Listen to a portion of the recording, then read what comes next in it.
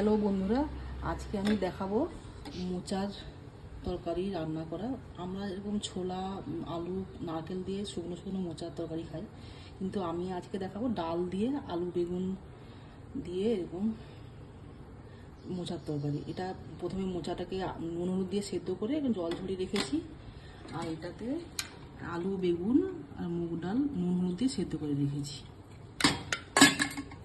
চলো, এবার আমি গ্যাস জ্বেলে দিয়েছি, তেল দেব, একটু সাদা তেল দিলাম, একটু সর্ষের তেল,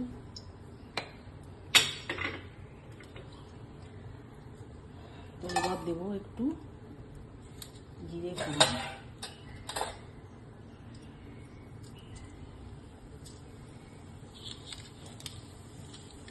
শুকনো লঙ্কা, তেজপাতা, গোটা গরম মশলা, ছোটো এলাচটা থেতো করা আছে,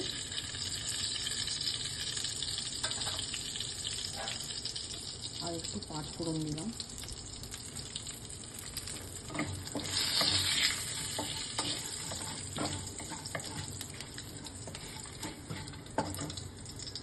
তারপর যেহেতু আমি আলু বেগুন দিয়েছি, তাই একটু একটু কম করে পেঁয়াজ দিলাম।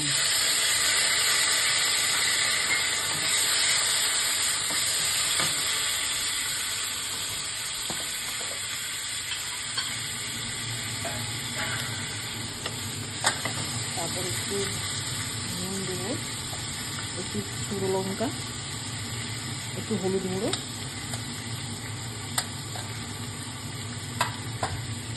আর সব কিছু ব্যালেন্স রাখার জন্য একটু তো চিনি দিতে হয়, একটু চিনি দিলাম।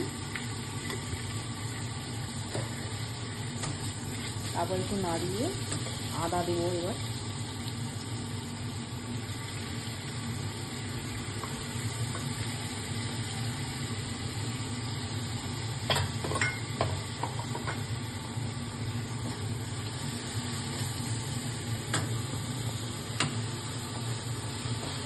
আদা দিয়ে একটু আর একটু নাড়াতে হবে, তাই একটু পেঁয়াজটা একটু ভাজা হয়ে যায়।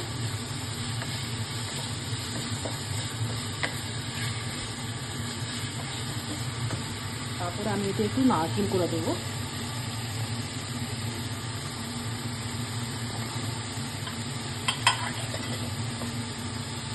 যেহেতু কম করে মোচাটা আছে, কম করে একটু নারকেল দিলাম।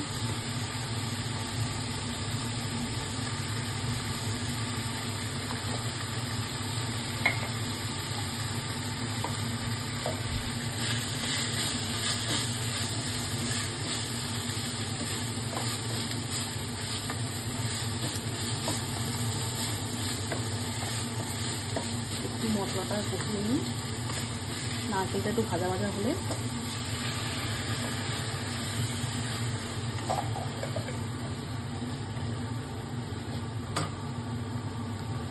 আর একটা কথা বলে রাখি, যে অনেক মোচা তো তেতো থাকে, তা যখন মোচাটাকে আলাদা করে নুন হলুদ দিয়ে সেদ্ধ করবে, উপরে একটা নাড়ু যেরকম বানায় একটু গোল করে একটু মতো তেঁতুল মাঝখানে দিয়ে দেবে, তাহলে মোচা তেতো থাকলেও তেতো হবে না। এটা একটা টিপস বলে রাখলাম। তারপর যখন কুকারটা খুলবে সেদ্ধ হওয়ার পরে, উপর থেকে চামচ দিয়ে তেঁতুলটাকে তুলে নেবে, তারপর ঝাল দিলে মোচাটা এরকমভাবে নিয়ে নেবে। চলো, মশলাটা কষা হয়ে গেছে, পেঁয়াজটাও ভাজা হয়েছে, নারকেলটাকে দিয়ে নিয়েছি, এবার মোচাটা দিয়ে দিলাম।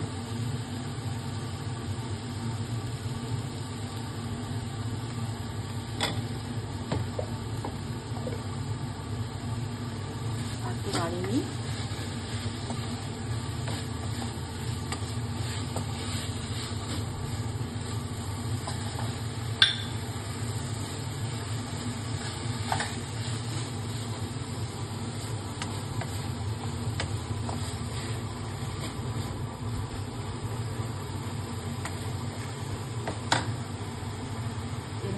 একটু ঘি দেবো, ঘিটা লাস্টে দিলেও হয়, এখন দিলেও হয়, আমি এখন দিচ্ছি। জাস্ট অল্প করে ঘি দিলাম।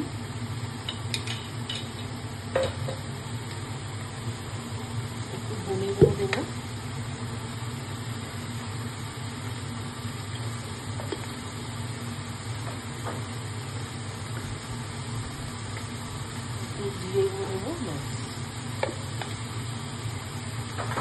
তারপরে একটু নাড়িয়ে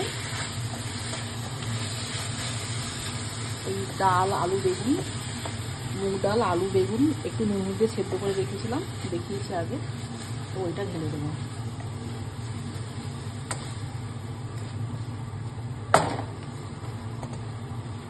তোমরা এভাবে খেয়ে দেখো, এবার ডাল দিয়ে আশা করছি ভালো লাগবে। এবার ডালটা ঢেলে দিলাম, ব্যাস হয়ে গেল।